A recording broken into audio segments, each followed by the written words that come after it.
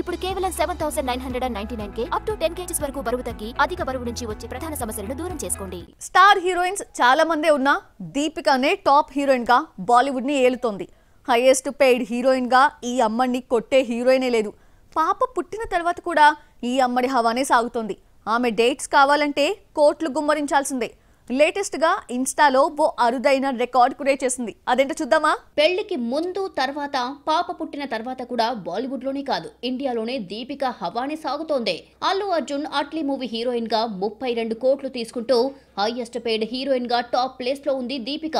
ప్రెగ్నెన్సీకి ముందు నటించిన కల్కి కోసం 18 కోట్ల రెమ్యునరేషన్ తీసుకున్న దీపిక పాప పుట్టిన తర్వాత సైన్ చేసిన ఫస్ట్ మూవీ కోసం పారితోషికం డబుల్ చేసి 32 కోట్లు ఛార్జ్ చేస్తోందట.